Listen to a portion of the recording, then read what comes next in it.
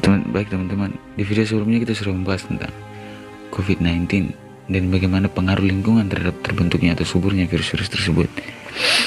Kita sekarang berada pada fase bertahan dan berharap.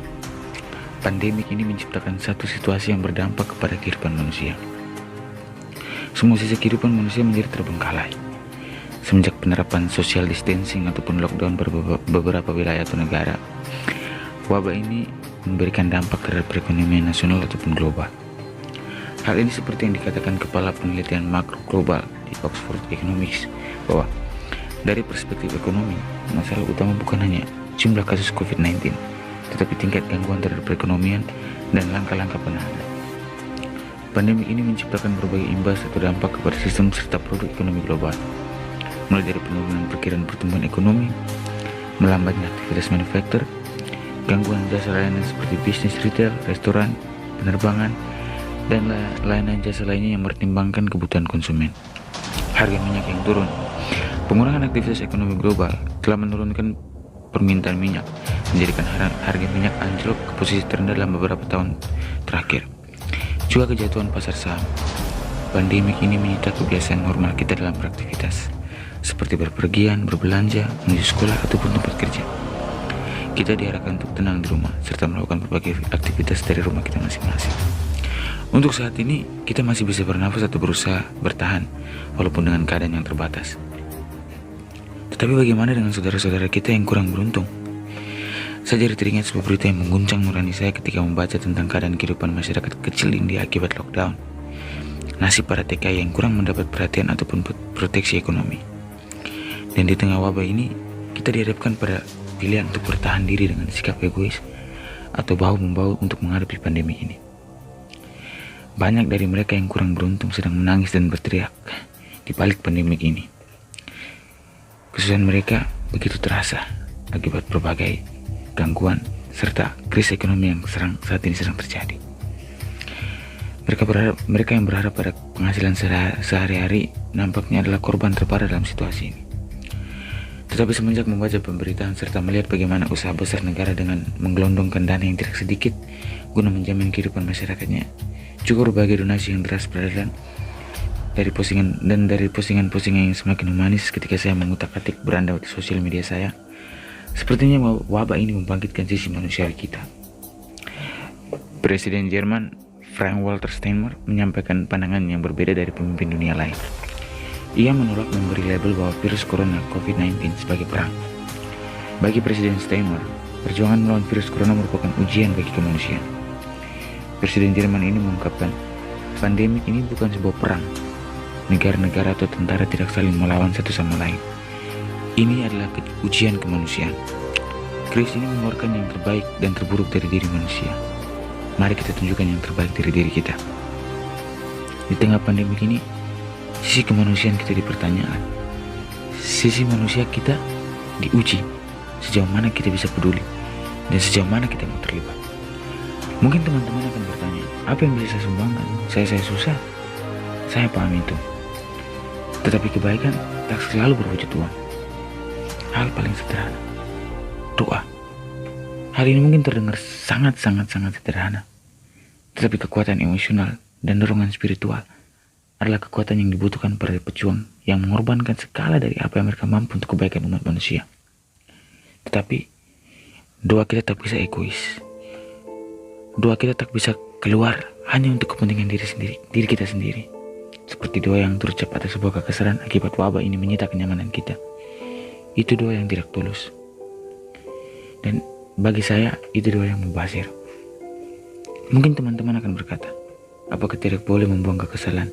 Lagi pula itu kan hak saya. Baiklah, saya sama sekali tidak melarang hal itu. Namun apakah hal itu dapat memberikan dampak positif atau membangkitkan sikap optimisme? Wabah ini perlu diakhiri dengan semangat optimisme, bukan sekedar sikap skeptis. Karena untuk kita yang berdiam saja di rumah, kita tidak merasakan bagaimana lelahnya para tenaga medis yang berjuang dengan keadaan yang kian parah. Juga para petugas keamanan yang giat berusaha menertibkan pelanggaran yang menghasilkan bencana akibat anggapan remeh dan ketidakpatuhan. Dan doa kita harus berwujud. Wujudnya adalah sikap menghargai usaha para pejuang dengan tetap tenang di rumah dan mengikuti protokol kesehatan yang selama ini sudah diimbau kepada kita.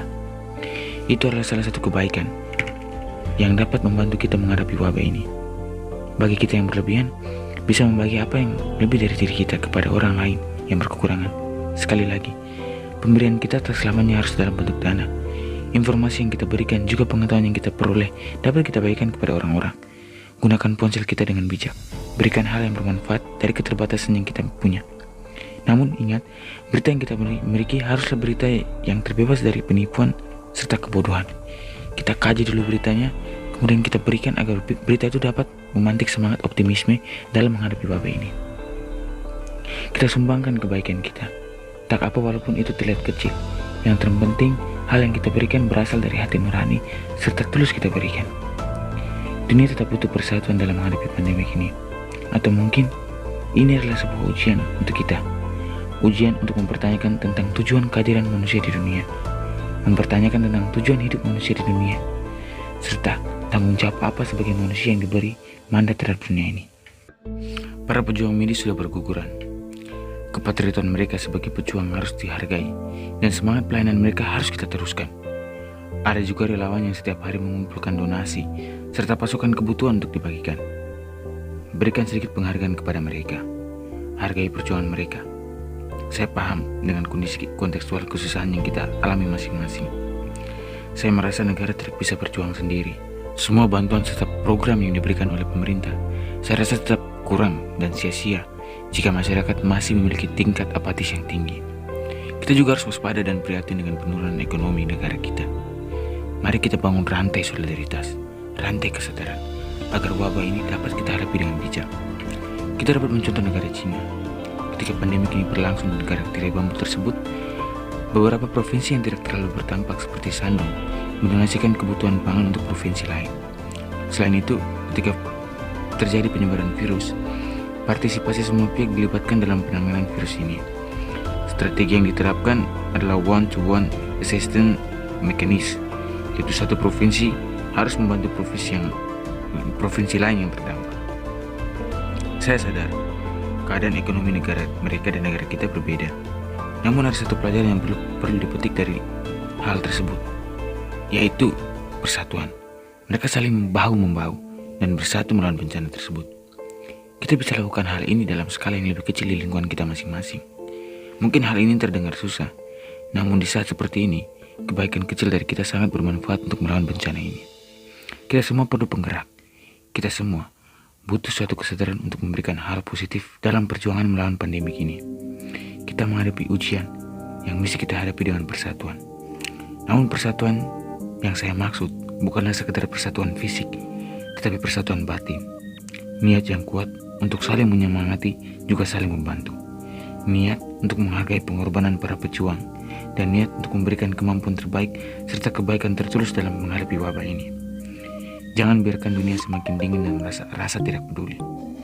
Ujian ini menuntut kita untuk saling membantu, bukan saling membunuh.